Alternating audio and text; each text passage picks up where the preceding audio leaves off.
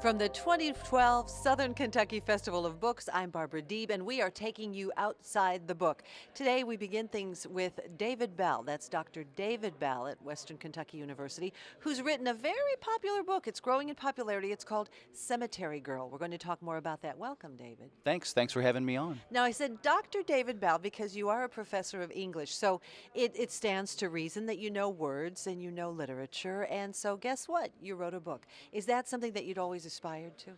Yes, it is. I wouldn't say it stands to reason that I know a lot about literature and books just because I have that. But yeah, ever since I was a kid, I loved to read. I grew up in a house where everybody read, everybody in the family read, so I grew up reading, and it was just a natural leap to say, I want to write my own book someday. So that's how it started. So that's how it started, but I was saying you have a grasp of the language, you have a grasp of literature, and so it might make it a little easier to put words to paper.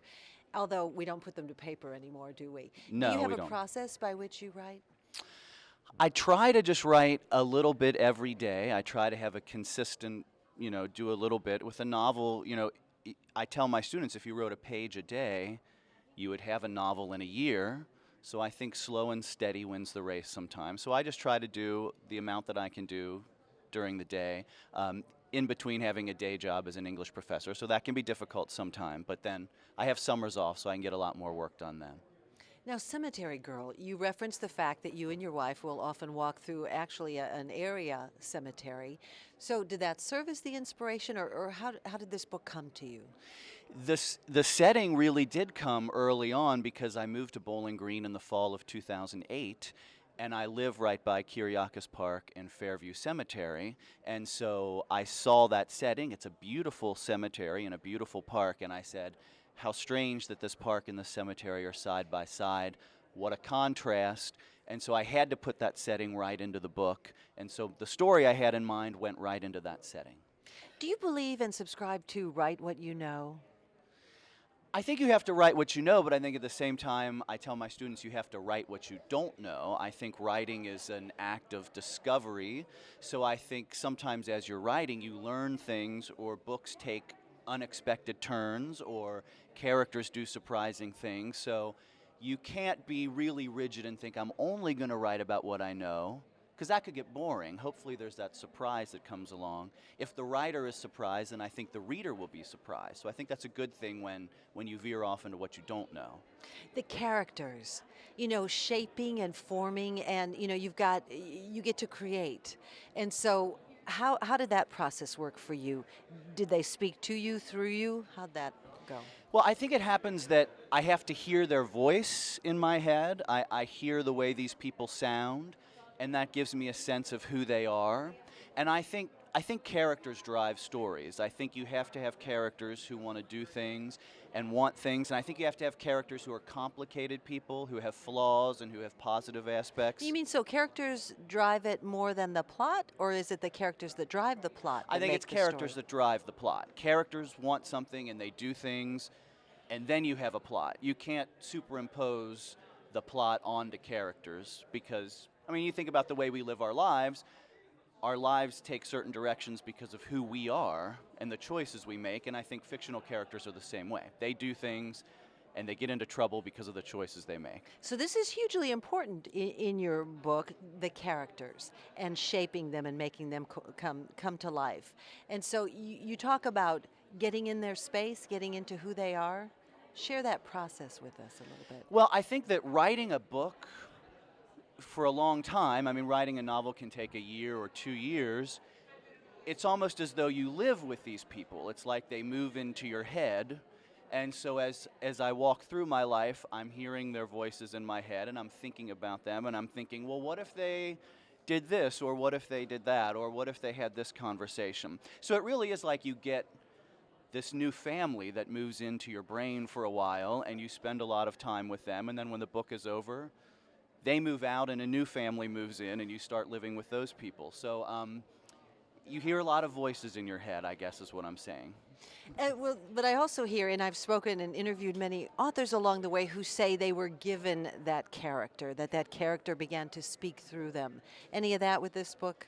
Yeah, I mean, that's what I was saying about characters being surprising sometimes. I mean, there's a character in here, the protagonist's brother is a character who I think the reader won't really know how to take him for a lot of the book, but he does surprising things, surprisingly good things, surprisingly questionable things, and sometimes that just happens. You don't know that that character is going to play a certain role in the story, but they reveal themselves to be more interesting even than you thought they might be. They have, just like people in life have these layers that we didn't know they had, fictional characters reveal these layers sometimes, and you say, wow, I didn't know he was going to do that. I didn't know he was that kind of person. In the eyes of the beholder, in the eyes of the reader, then, is how this transformation takes place, this revealing takes place? Yeah, hopefully it happens the same way for the reader, that they're as surprised as I am and that they see these layers to the character. And of course it has to make sense on some level, it can't be out of the blue,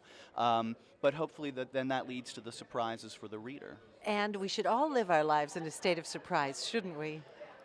Well, within certain limits, yes. There are certain aspects of life where you don't want surprises, but sure, the occasional surprise is a good thing. Not a I bad agree. thing. Let's tell us, without giving out too much about the book, Cemetery Girl, tell us a little bit about the plot.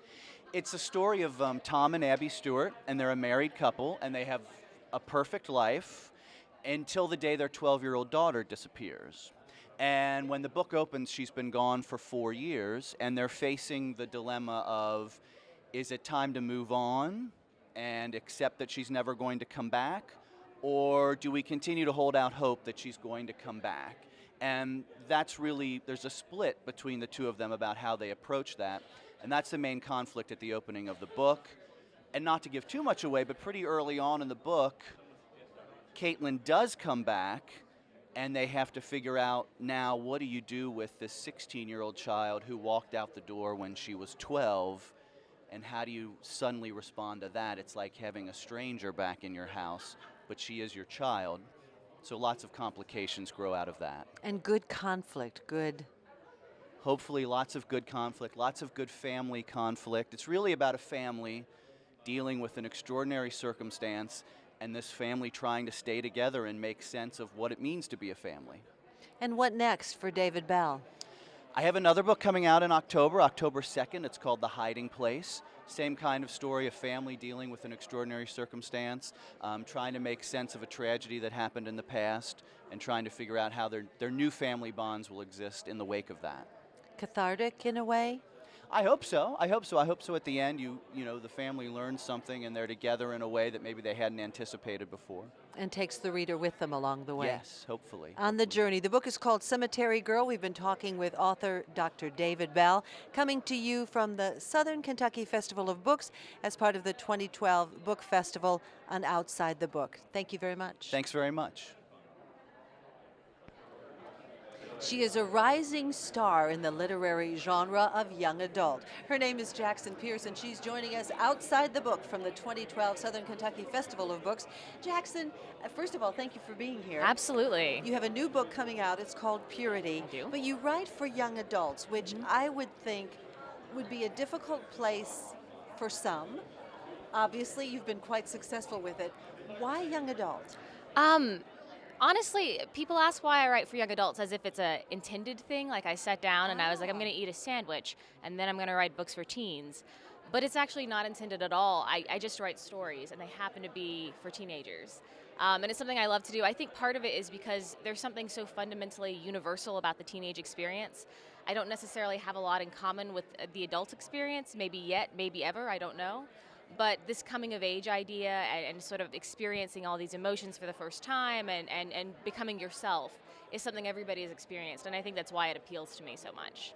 Okay, I get that. You don't Yeah. sit down and say you're going to do this, but you also speak through a particular voice, and this voice is of a young adult. Yeah. So where does that come from? I think that's just my voice. I don't think I've never intentionally thought of that voice. I've never thought I should really say that a different way, because a teen wouldn't say it that way.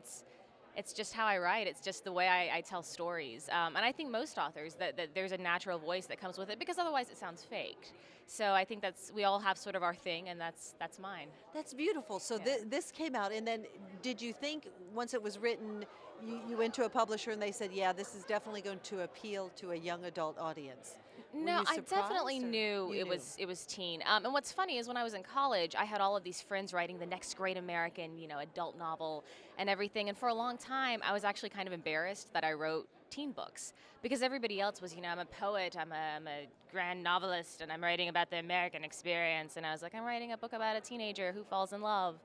And I took this adolescent literature course, and this wonderful professor named Michael Riley, and he completely changed my perspective on it. And he was talking to me about Catcher in the Rye and Huckleberry Finn and all of these amazing classics that are teen stories. And I realized I had nothing to be ashamed of, and I just embraced it and ran with it. So that voice, a lot of people looking in at that would say, things have changed so much. Young adults are not who they used to be. Fundamentally still the same? I think they're all the same. I think that no matter when you're growing up and who you are and even what part of the world you're in, that young adult experience and coming of age and learning who you are as an individual, not who you are as a daughter or a son or a sibling or a student, learning who you are as a person is everybody does it. Everyone does it. So. Do you know who you are as a person? No, I'm still working on it. Do you have any ideas? No, but I think it's an Okay. evolutionary process. I would totally agree. I would definitely Yes. agree. And that's part of the reason I think that young adult books, now that adults have sort of opened up to the idea of reading them, we are always rediscovering who we are as people. And that's why I think they appeal to adult readers, to teen readers, to all readers, really. Now, the new book, Purity, you says is a little controversial because It it's about is. virginity and the desire to lose one's virginity, or Well, Purity is about a girl who she makes these promises to her mother, and it's the last thing her mother ever says to her. Is I want you to live without restraint, to love as much as possible, and to listen to your father. And then her father wants her to sign up for this purity ball, this princess ball, where she's going to have to vow her virginity to him until she's married. And she feels like she can't possibly keep the promise to listen to her father and the promise to live without restraint if she vows her virginity, because she didn't want to get married young, but she didn't want to necessarily wait till she was 35 either to have her first time. And so she decides the only way out of this is to lose her virginity before the ball, is to exploit a loophole. And so it's a story about her trying to lose her virginity in order to keep her promises to her mother. But it's also a story about God. It's also a story about loss. It's a funny story. It's a story about friendship and love, and I'm really very proud of it. And I hope people love it. now the fact that you have an audience of young adults in particular, your audience is growing in diversity, but are you afraid that there won't be a day when there's a hard, soft book in front of them? It's an interesting question. I think that I am, but I also recognize that part of the reason I want the actual physical book is a sense of nostalgia. I grew up with books, and to me, that is what literature is. It connects me to this grounded, real item. But I also recognize, I don't need CDs. I don't have CDs. I don't have tapes. I don't have a single CD. All I have is files. And I realize for some people that's very strange, but it's not for me, because that's fine with me. I just don't need the actual physical thing. And I think one day that will be the way books are. I think there will always be books available. I think that bookstores might start carrying fewer. They already have. I think that they might go down in popularity. But I mean, if I wanted a record, I could still get a record. I think you will always be able to get the physical book. It will just be a little bit trickier. And that doesn't necessarily bother me. I recognize that as things progress, people will change. I will always want the hardback personally, but that's just me. And so Purity comes out. You've got several other books. What's ahead? What's down the road? Well, Purity actually comes out on April 24th, so very, very soon. And then in September, I have the third book in my fairy tale retelling series. It's called Fathomless. It comes out September 4th, I believe. So. And do you hope? I mean, do most authors these days hope that one day they'll make this great movie about their books? Well, the nice thing about a movie is no matter how good or bad a job they do on the movie, it's pretty much a 2-hour advertisement for your book. So you really can't go wrong, even if it's bad. So I do hope it becomes a movie. I would love to see it become a wonderful, great movie that everybody loves. I would also just love to see it become a movie, to be entirely honest. Thank you for sharing your story. Absolutely. Jackson Pearce has joined us from outside the book. As we continue with our young adult genre, we welcome to the program Victoria Schwab, whose latest book, The Near Witch, is out. Now, welcome. Thank you so much. Now, you have a connection somehow with Disney as it relates to literature. Yes, Help us definitely. understand that. My publisher is Disney Hyperion, essentially a merger between Disney Worldwide, which is, Disney, the big Disney with the D and the swirl, and Hyperion, which is an adult house, and they combined, and Disney Hyperion is their teen branch. So essentially, it's not a Disney tie-in. Like books are totally, it's an original fairy tale. It's not a spin-off or anything, but it's the people who are on my contract and who I get to go visit, and I get to say that I work for Disney, and it's very exciting. But you mentioned that this is young adult, but it Yeah. also caters to lower YA, which is lower young adult, which means we're in the 11, 12-year-old Yeah, genre? definitely. It's just it has dark moments, but it's still appropriate, I think, for a middle school audience. Some of my biggest fans have been middle schoolers. I love that it's been appealing to people from about 10 years old up through, obviously, adulthood and stuff like that. Okay, so where does that voice come from? I mean, because when you're writing for that particular demographic, you kind of have to think like they do. You have to trigger something in them that makes them want to read. So Yeah. where do you go to find that? Well, I think it helps that it's a fairy tale, and there's something inherently classic and young, youthful about fairy tales, but they're still appropriate and they still are enjoyable for an adult audience as well. I think fairy tales inherently take us to a younger place. So I don't write down in any way, and I don't write younger, but there's just something about fairy tales that make them accessible. Expound on that. What do you mean they take us to a younger place? Well, everyone grew up, I think, in one form or another with fairy tales, whether you grew up as a child with the Disney style or whether you grew up with Grimm or some of the more classic ones. They're kind of our canon as our culture. We know them and we feel them, whether Snow White or Little Mermaid, these kinds of classic stories. And so I think when you have an archetypal quality to your story and those fairy tale qualities, it feels familiar in a very good way. You pick it up and it has a kind of a comforting, like a hot tea on a cold day kind of quality. So what do young people in the 10 to 11, 10 to 13 age range, what you said, some of the fundamental core issues is but what else gets them? Well, I mean, it's got witches. It's got a little fright factor. It's a little creepy. It's got a tiny bit of romance, just a little hint of it. But really, it's a mystery. It's an adventure. It's got a little bit of everything. It's hopefully going to capture their imagination and just kind of transport them for a few hours. So. Do we like to be scared? I do. I mean, I like to scare, I think, more than I like to be scared. I think it's the author in me. I like knowing what the secrets are, and I like knowing what the scary things are, so then I feel a little bit more in control of it. But I think we do. I think we like to be scared just enough. And Near Witch definitely has the kind of fear that has been described to me as a very childhood fear. It's that simple fear of the things that we can't see, the things that are right outside your window at night. And yet still safe enough. Yeah, exactly. Yes. It's the ghost story. It's that kind of around the campfire, in the bed at night. Like, it's the bedtime story scare. And what about your characters? I love Lexi Harris is the main character of the novel, and the other main character's name is Cole, and it's not his real name. He's a stranger that comes to the village at night, and the next night, the children of Near, that's the village, begin to disappear one by one by one, and so he's automatically blamed as the outsider, and Lexi is the only person in the village who believes that he might be innocent. She's not sure he's innocent, but she's willing to entertain that he might be innocent, and so the two of them set out to find who is really taking these children at night. Okay, so you talked about the reference to fairy tales and those kinds of things. They often have happy endings. Does The Near Witch have a happy ending? I don't want to give anything away, but I'm a big believer in hope. And so I'm a big believer in hopeful endings. And so I think that no matter how dark a book gets, I'm never going to end it without hope. So definitely The Near Witch ends on a point of hope. What's ahead for you? My next book comes out in January, and it's called The Archived. And I think all I'm allowed to say about it right now is that it is a book about a library where the dead are shelved like books, and what happens when they begin to wake up. That sounds very intriguing, but when you say that's all I'm allowed to say at this point, do the publishers hold you back? Yeah, I mean, it's about 9 months out from publication right now, and so we don't want to say too much too soon. I'm very excited about it, I think, and we're all at Disney are very excited about it as well. We want to make sure we keep our cards close to our chest until it's a little closer to release. Well, the connection to Disney, do you anticipate that at some point movies will be made, shows will be made? Is I that a mean, hopeful? You never know. Like it's definitely two branches of the same company, but they kind of get that first right. They get to glance at everything before it goes out to other, film houses and stuff like that. But you never know. As the writer, I think I can only focus on making the books as good as they can possibly be, and then see what goes from there.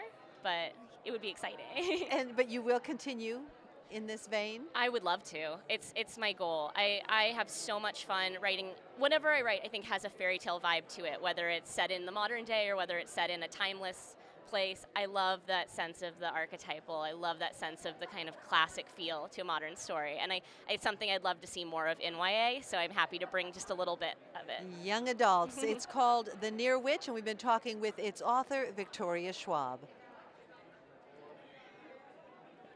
New York Times and USA Today best-selling author Heather Graham joins us now from outside the book, here from the 2012 Southern Kentucky Festival of Books. Heather, you're a headliner here today, and we're happy to have you. Oh, thank you. I'm thrilled to be here. It's an amazing group of incredibly nice people. Everything's been wonderful. Very happy Good. to be here. Glad to have. Let's talk a little bit about you and writing, because I was just looking over her bio once again, and it would probably take us the whole half hour if I were to tell you all the things that she's done in her lifetime. But intriguing, you have a huge background in theater and stage. And so is that a good premise from which to begin writing? Actually, it's funny because I think it was a wonderful premise to go into writing, which I wasn't actually expecting. When I got out of college, I did dinner theater for several years, worked with musicians. And I'm from Florida. State of Florida is a right-to-work state. So by the time I had 3 children, I actually couldn't afford to go to work because we actually weren't paid that well in dinner theater. So I was supplementing. I had some strange jobs. I was a singing, tap dancing, rib sales girl, and I've done some other pretty strange things. But when I'd started writing, I kind of thought, oh my God, theater was great because I'm already really good at rejection. I know how to take it when bad things happen. Because can be, sometimes people will write that one book and they're picked up immediately and it just goes wonderfully. But for most people, when they're writing, it takes a long time and it's hard and you are going to be rejected and you kind of have to slide back from it and believe in yourself and keep going. So I did get that from my theater education. Well, but I was thinking of it more from the standpoint of when you write a scene, you can write it from the standpoint of the actors, if you will, being the characters and how they would move through a scene. I think I do write visually. I think a lot of people do write visually, the scenes that you're creating in your own head. So I'm sure that happens too. And I also think one of the good things, and I'm not sure if it's from the education or what, but I really love getting out. I love traveling. I love to see people. And I'm hoping a lot of that, I want to think I went to school for a good reason. So part of that, yep. What makes a good character? I think a good character should be a very real character. And for a lot of people, doing that means not so much that you take one character from life, but perhaps you take several and put them together, or certain aspects of certain people, and put them together. For this particular book, The Unseen, I have a friend who is a U.S. Marshal, and the heroine starts off as a U.S. Marshal before becoming an FBI agent. So he was great, and he took me all through the FBI offices, the U.S. Marshal offices in Key West, because there are only 2 marshals down there. So it was very easy to go through the whole building with him, and he was great. He was a little offended that I turned him into a girl, but it was okay, it worked. It worked. So that's important then, the research and seeing the reality of a situation. I love it. I know that people work in many different ways. I have friends who really just love to stay home and work from the internet. I really love to travel, and I also love to use places as characters. Perhaps some of that I'm from Miami, and really from Miami, and it's a totally insane, crazy city, and it's great to use. Key West is also great to use. I mean, there's so many places around the country that are so unique and do become, very important themselves because certain things can only happen in certain places. In those places. Yeah. But you brought up something interesting that some of your colleagues who write like to do their traveling via the internet, Yeah. virtual travel. But you like the hands-on, the smell, the sense, and I suspect I that's do. important to your writing. For me, it is. Again, there's, the great thing about writing is there's no right way to do it. I mean, everyone's going to have their own method, their own way. Every career is going to go differently. Um, and I think I would say that for all the people I know who are writing for a living and doing very well at it, they might have all come from different things, theater majors, doctors, nurses, lawyers, whatever it is that somebody did, business majors, I have friends who are doing very well who did not go to college at all, but what they loved to do was read. So the most successful authors I know are authors who loved to read, and that's Avid where they came readers. from. Yeah. What do you want when someone reads one of your books? Are you hoping they walk away or consume it in a certain way, or do you leave that to the eyes and the ears and the nose of the reader? I'm, that's an interesting question. I think sometimes there's one thing with places, when I really love a place and I've used it, I hope that the readers will really want to go to that place, that I'll do that for them. I've worked in a lot of historical venues, and I'm fascinated by history, and I would love for people to want to go find out more about whatever the historical aspect was.